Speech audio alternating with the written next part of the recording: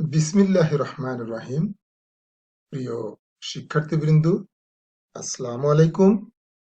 আমি প্রফেসর মোহাম্মদ সিরাজুল ইসলাম, প্রাণিবিদ্যা বিভাগ, জয়পুরহাট সরকারি কলেজ, জয়পুরহাট।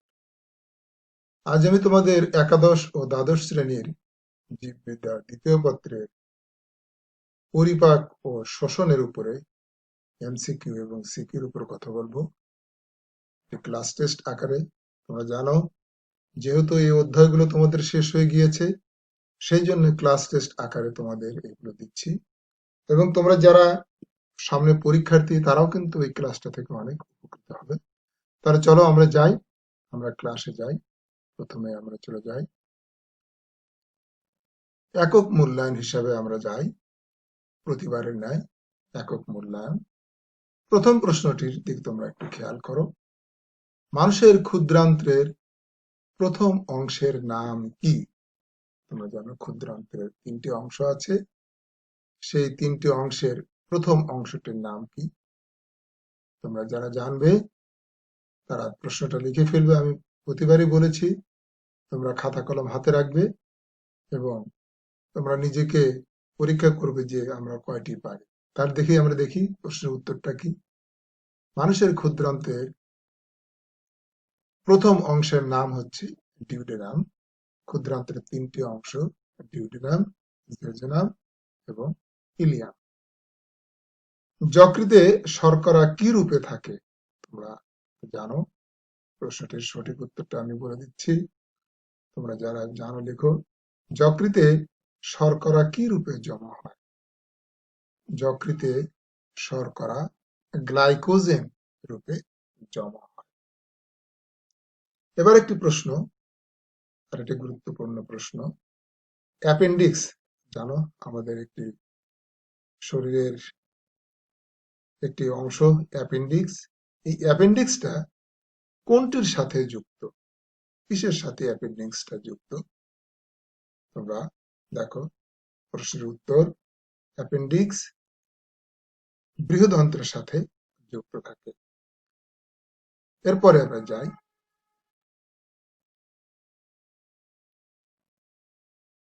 একটি প্রশ্ন। প্রশ্নটা তোমরা স্ক্রিনে দেখো। পাকস্থলীতে কোন পরিবেশে খাদ্য পরিপাক হয়? খেয়াল করো, অপশন ক্ষারীয়, নিউট্রাল, অম্লীয় এবং ক্ষারীয়। তাহলে আমরা সঠিক উত্তরটা আমরা দেখি কোনটি।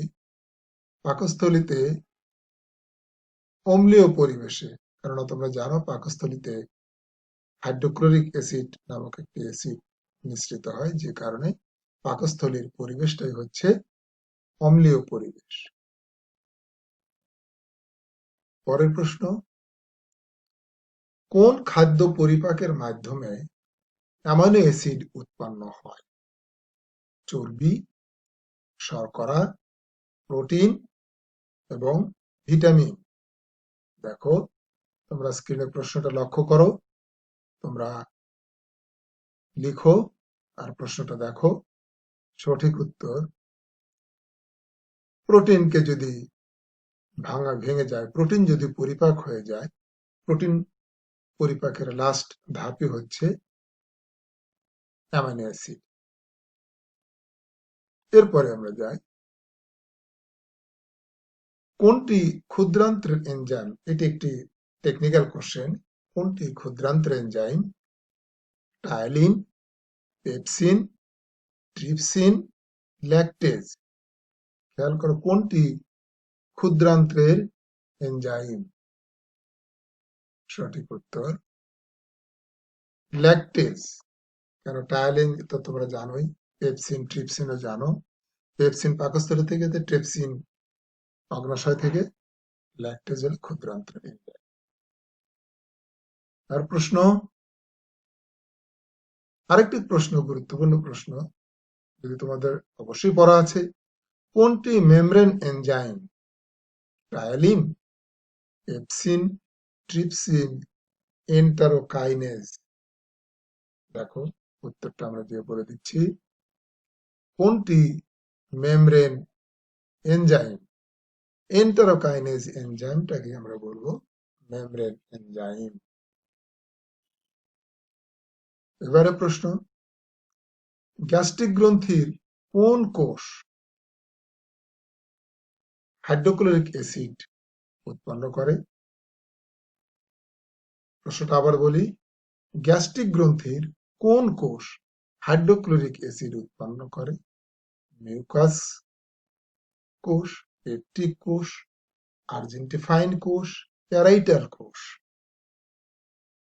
আমরা দেখি এর মধ্য থেকে প্যারাইটাল কোষ তোমার গ্যাস্ট্রিক গ্রন্থি থেকে, এই যে কোষ থাকে, প্যারাইটাল কোষ থাকে, পেপটিক কোষ থাকে, আর্জেন্টিফাইন কোষ থাকে, এর মধ্যে প্যারাইটাল কোষ থেকে হাইড্রোক্লোরিক অ্যাসিড নিঃসৃত হয়। তোমাদের আমরা অনেক সময় জিজ্ঞেস করি যে কোন কোষ থেকে হাইড্রোক্লোরিক অ্যাসিড নিঃসৃত হয়। পরের প্রশ্ন, কোন এনজাইমটি অগ্ন্যাশয় থেকে ক্ষরিত হয়? Trypsin, pepsin, ptyalin, sucrase? তাহলে দেখি কোন এনজাইমটি অগ্ন্যাশয় থেকে ক্ষরিত হয়? ট্রিপসিন অগ্ন্যাশয় থেকে ক্ষরিত হয়। পরের প্রশ্ন, একটি গুরুত্বপূর্ণ কোশ্চেন এবং টেকনিক্যাল। কোন এনজাইমটি ব্যাকটেরিয়া ধ্বংস দ্বারা দাঁতকে রক্ষা করে বা সুরক্ষা করে? দেখো, লাইপেজ, লাইসোজাইম, পেপসিন এবং সুক্রেজ।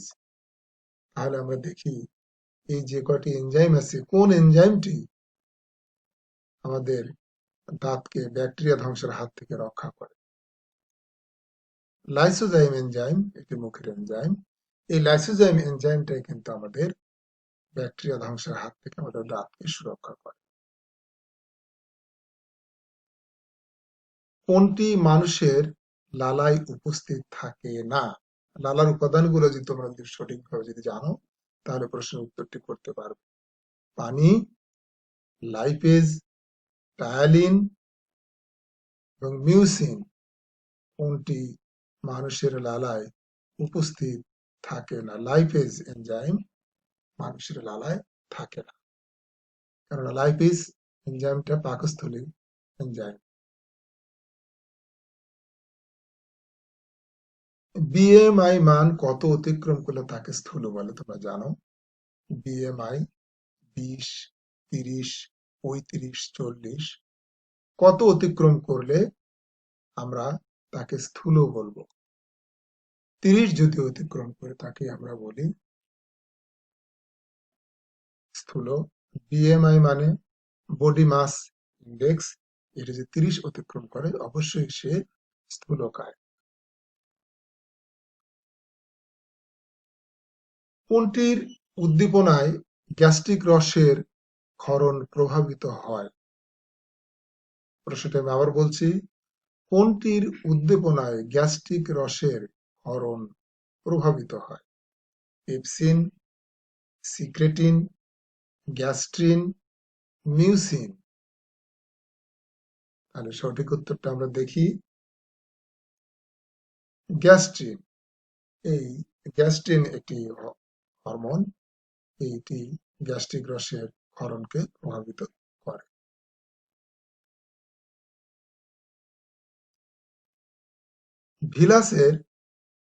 ভিলাস কোথায় থাকে তোমরা জানো? ভিলাসের কোনটি দ্বারা লিপিড গৃহীত হয়? খুব মনোযোগ দিয়ে আবার প্রশ্নটা থাকে, ভিলাসের কোনটি দ্বারা লিপিড গৃহীত হয়? ল্যাকটিয়েল, ক্যাপিলারি, মসৃণ পেশি, ক্রিপ্ট অফ লিভার কোন? আমরা দেখি সঠিক উত্তরটা ল্যাকটিয়েল দ্বারা লিপিড গৃহীত হয় ভিলাসের মাধ্যমে। ভিলাসের মাধ্যমে যে লিপিড গৃহীত হয় ল্যাকটিয়েলের মাধ্যমে।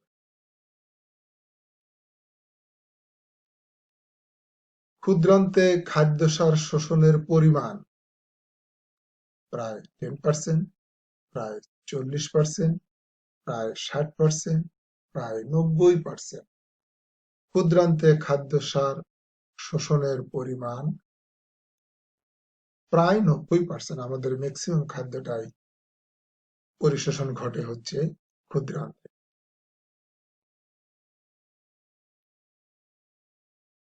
বিলিরুবিন কি? ছোট্ট একটি প্রশ্ন। বিলিরুবিন পিত্তরং, হরমোন, অ্যামাইনো অ্যাসিড, এনজাইম। দেখি বিলিরুবিন কি? এটি সহজ উত্তর, তোমরা হয়তো অনেকেই পারবে। বিলিরুবিন হচ্ছে পিত্তরং।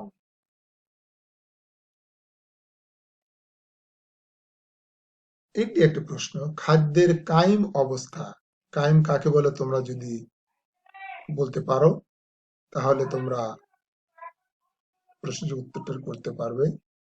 খাদ্যের কাইম অবস্থা নিম্নের কোন অংশে সৃষ্টি হয়? মুখ গহ্বর, অন্ননালী, পাকস্থলী এবং ডিওডেনাম। দেখি কাইম অবস্থা নিম্নের কোন অংশে সৃষ্টি হয়?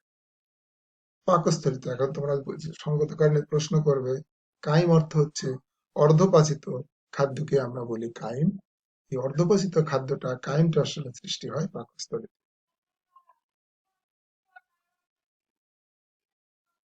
দুগ্ধ আমিষ কেসিনকে প্যারাকেসিনে পরিণত করে নিচের কোনটি? Rennin, trypsin, pepsin, gastrin. দুগ্ধ আমিষ ক্যাসিনকে প্যারাকেসিনে পরিণত করে রেনিন। রেনিন আমাদের দুগ্ধ আমিষ ক্যাসিনকে প্যারাকেসিনে পরিণত করে। তোমাদের কিন্তু একটি প্রশ্ন আমরা করি, রেনিন এবং রেনিনের মধ্যে পার্থক্য কি? ওটা আমরা হয়তো ক্লাসে পড়িয়েছি। এবার একটি জায়গায় যাই। কুফফার কোষ বা কুফার কোষ যাই বলো, কুফফার কোষ কোথায় থাকে? লিহা, মস্তিষ্ক, যকৃৎ, অগ্ন্যাশয়। কুফফার কোষ, কুফফার কোষ থাকে হচ্ছে যকৃতের। এই যে কোষটি থাকে তাকে বলি আমরা কুফফার কোষ।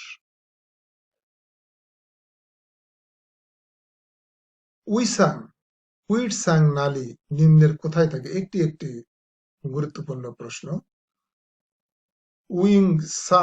উইটসাং নালী নিম্নের কোথায় অবস্থিত? লালা গ্রন্থি, আন্তরিক গ্রন্থি, অগ্ন্যাশয়, যকৃৎ। সঠিক উত্তরটা আমরা জানি। দেখি সঠিক উত্তরটা কি। অগ্ন্যাশয়ের যে নালীটা আছে, একটা যে অংশ অগ্ন্যাশয় থেকে এই একটা নালীতে পাওয়া যাবে, তাকে বলবো আমরা উইটসাং নালী। তাহলে অগ্ন্যাশয়ের যে নালীটাই হচ্ছে উইটসাং নালী।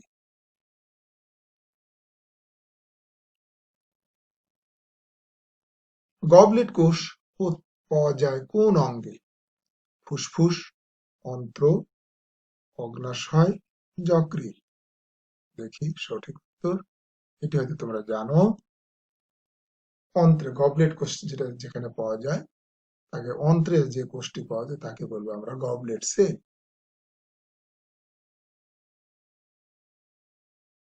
স্থূলতার সাথে সম্পর্কযুক্ত রোগ কোনটি? করোনারি হার্ট ডিজিজ, রক্তশূন্যতা, হার্ট ফেইলিউর, হাঁপানি। স্থূলতার সাথে সম্পর্কযুক্ত রোগ হচ্ছে করোনারি হার্ট ডিজিজ। মানুষ স্থূল হলে কিন্তু করোনারি হার্ট ডিজিজ সবার হয়, এই দিক দিয়ে খেয়াল রাখবে তোমরা।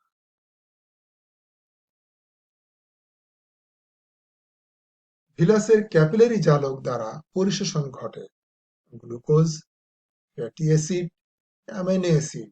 নিচের কোনটি সঠিক? 1 ও 2, 1 ও 3, 2 ও 3, 1, 2 ও 3। সঠিক উত্তরটা আমরা জেনে নেই। ভিলাসের ক্যাপিলারি জালক দ্বারা পরিশোষণ ঘটে 1 ও 3। 1 হচ্ছে গ্লুকোজ আর হচ্ছে আরেকটা হচ্ছে অ্যামাইনো অ্যাসিড। গ্লুকোজ আর অ্যামাইনো অ্যাসিড ভিলাসের ক্যাপিলারি জালক দ্বারা পরিশোষণ ঘটে।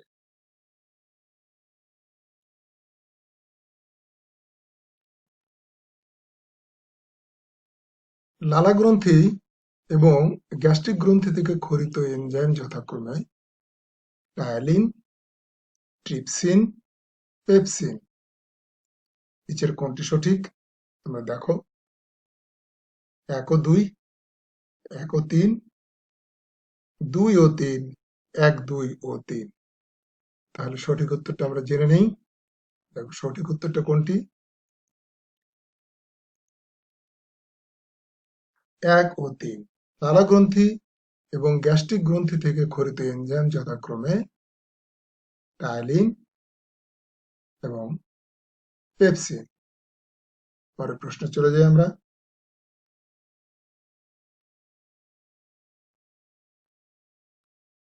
কোনগুলো লালা গ্রন্থি?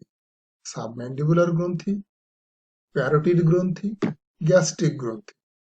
নিচের কোনটি সঠিক তোমরা দেখো। 1 ও 2, 1 ও 3, 2 ও 3, 1, 2 ও 3। তাহলে আমরা সঠিক উত্তরটা জানি। দেখি কোনটি, কোনগুলো লালা গ্রন্থি। এখানে 1 ও 2 লালা গ্রন্থি। তোমরা জানো লালা গ্রন্থি 3 জোড়া লালা গ্রন্থি: সাবম্যান্ডিবুলার গ্রন্থি, সাবলিঙ্গুয়াল গ্রন্থি আর প্যারোটিড গ্রন্থি। পরের প্রশ্ন,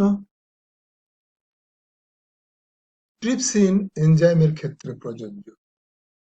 অগ্ন্যাশয় থেকে উৎপন্ন হয়, আমিষ পরিপাকে অংশ নেয়, শর্করা পরিপাকে অংশ নেয়। নিচের কোনটি সঠিক? 1 ও 2, 1 ও 3, 2 ও 3, 1, 2 ও 3। দেখি ট্রিপসিন এনজাইমের ক্ষেত্রে প্রযোজ্য।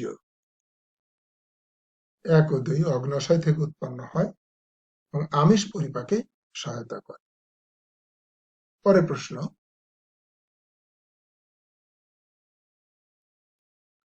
লালা গ্রন্থিতে পাওয়া যায় লাইসোজাইম, পেপসিন, টাইলিন। নিচের কোনটি সঠিক? ক 1 ও 2, খ 1 ও 3, গ 2 ও 3, ঘ 1, 2 ও 3। আমরা সঠিক উত্তরটা জেনে নেই। লালা গ্রন্থিতে পাওয়া যায় লাইসোজাইম এবং টাইলিন, এই দুটি এনজাইম আমরা লালা গ্রন্থিতে আমরা পাই। পরের প্রশ্ন, অগ্ন্যাশয় রস ও পিত্তরস ক্ষরণ নিয়ন্ত্রণ করে।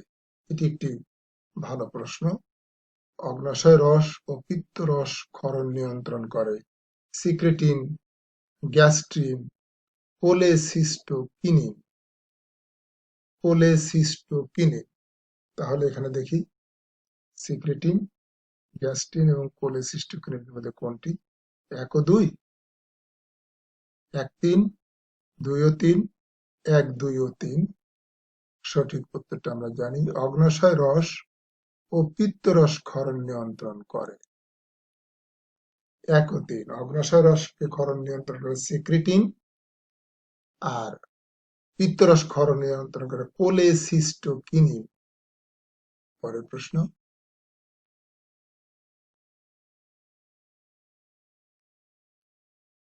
কোনটি এনজাইম এবং হরমোন? সিক্রেটিন, পেপসিন, পিত্ত। এর মধ্যে কোনটি, নিচের কোনটি সঠিক? 1 ও 2, 1 ও 3, 2 ও 3, 1, 2 ও 3। কোনটি এনজাইম এবং কোনটি হরমোন? সঠিকটা জানি। 1 ও 2 সেক্রেটিন এবং পেপসিন। এই সেক্রেটিন হচ্ছে তোমার হরমোন আর পেপসিন হচ্ছে তোমার এনজাইম।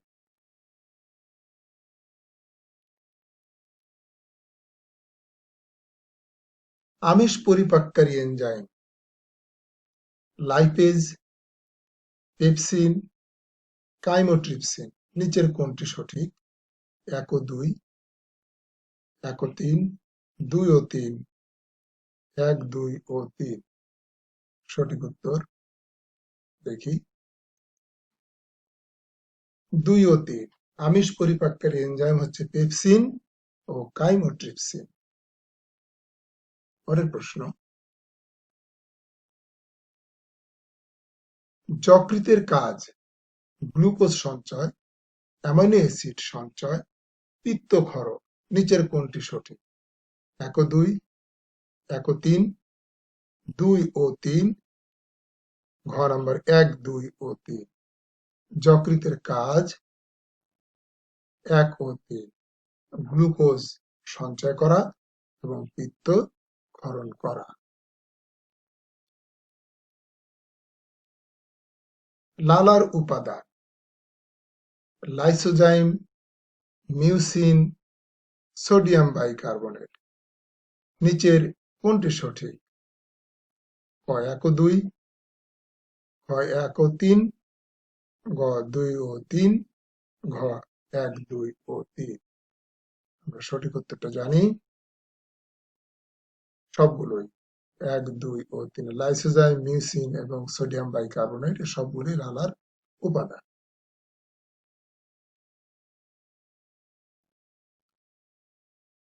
মল জাতীয় পদার্থ জমা থাকে, দেখে মনে হচ্ছে খুব সহজ প্রশ্ন। মল জাতীয় পদার্থ জমা থাকে মলাশয়ে, সিগময়েড কোলনে, পেলভিক কোলনে। নিচের কোনটি সঠিক?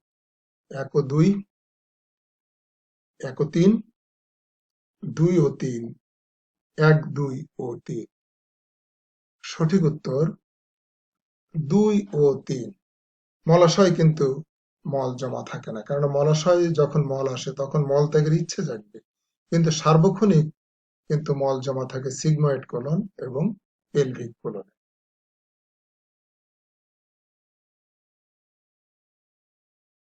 বৃহদন্ত্রের অংশ হলো সিকাম, ইলিয়াম, কোলন।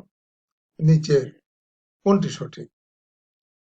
১ ও ২, ১ ও ৩, ২ ও ৩, ১, ২ ও ৩। সঠিক উত্তর আমরা দেখি, বৃহদন্ত্রের অংশ হলো ১ ও ৩, সিকাম এবং কোলন। ইলিয়াম হচ্ছে অন্য জায়গার অংশ। এবার আসি স্থূলতার কারণ জিনগত, আবেগ, মানসিক আঘাত। নিচের কোনটি সঠিক? ১ ও ২, ১ ও ৩, ২ ও ৩, ১, ২ ও ৩। আমরা দেখি স্থূলতার কারণ, স্থূলতার কারণ সবগুলো জিনগত, আবেগ, মানসিক আঘাত, এগুলোই হচ্ছে স্থূলতার কারণ। উদ্দীপক তোমরা পড়ো। মানবদেহের পরিপাক তন্ত্রের এমন কিছু অঙ্গ আছে যারা খাদ্য পরিপাকে অংশগ্রহণ করলেও নিজেরা পরিপাক হয় না। উপরের তথ্য থেকে নিম্নের প্রশ্নগুলোর উত্তর দাও।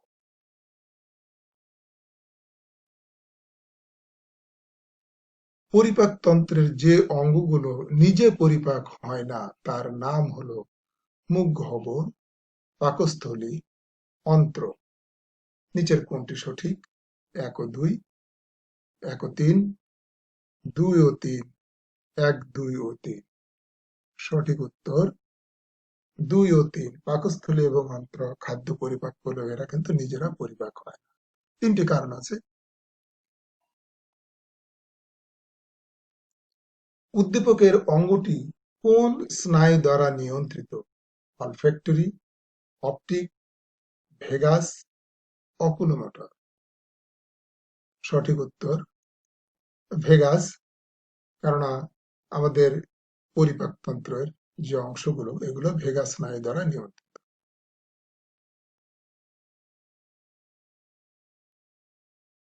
উদ্দীপক অঙ্গের কোন কোষ থেকে পেপসিনোজেন ক্ষরিত হয়? অক্সিনটিক কোষ, মিউকাস কোষ, আর্জেন্টাফাইন কোষ, জাইমোজেনিক কোষ। জাইমোজেনিক কোষ থেকেই কিন্তু পেপসিনোজেন ক্ষরিত হয়। যকৃৎ ও অগ্ন্যাশয় মানবদেহের গুরুত্বপূর্ণ গ্রন্থি। পরিপাকের সহায়তা ছাড়াও দেহের অনেক কর্ম সম্পাদন করে থাকে। উপরের তথ্য থেকে নিম্নের প্রশ্নগুলোর উত্তর দাও।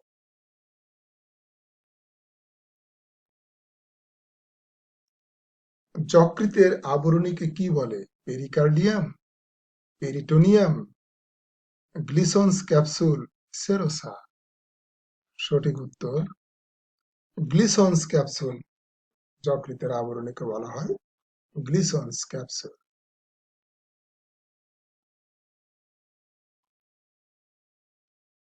যকৃৎ থেকে উৎপন্ন হয় মিউকাস, পিত্ত, লাইসোজাইম, লাইপেজ। সঠিক উত্তর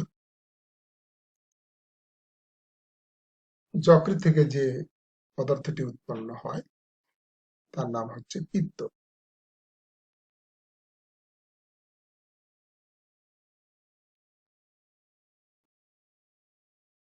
অগ্নাশয়ের কোন এনজাইম স্টার্চ পরিপাক করে?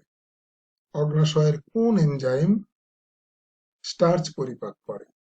ট্রিপসিন, টাইলিন, অ্যামাইলেজ এবং লাইপেজ। দেখি সঠিক উত্তরটা আমরা দেখে নিই। অ্যামাইলেজ। অ্যামাইলেজ কিন্তু অগ্নাশয়ের স্টার্চ পরিপাক করে। তোমাদের একটু বলে রাখি, অ্যামাইলেজ কিন্তু বিভিন্ন জায়গায় পাওয়া যায়। যেটা লালা গ্রন্থিতে এক ধরনের অ্যামাইলেজ, এটাকে স্যালিভারি অ্যামাইলেজ বলে। অগ্নাশয়ে থাকে, এটাকে বলা হয় প্যানক্রিয়াটিক অ্যামাইলেজ। কাজে অগ্নাশয়ে যে অ্যামাইলেজটা থাকে তাকে বলা হয় প্যানক্রিয়াটিক অ্যামাইলেজ। এটি স্টার্চ জাতীয় খাদ্যকে পরিপাক করে।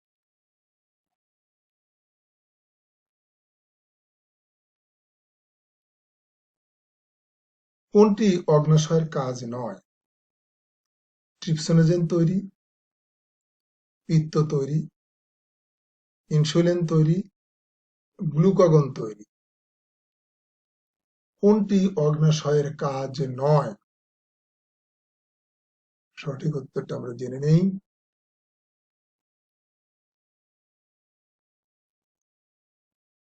পিত্ত তৈরি। কেন? অগ্নাশয় ট্রিপসিনোজেন তৈরি করে, ইনসুলিন তৈরি করে, গ্লুকাগন তৈরি করে, কিন্তু পিত্ত তৈরি করে না। সেজন্য এটি পিত্ত তৈরি, এটা অগ্নাশয়ের কাজ নয়।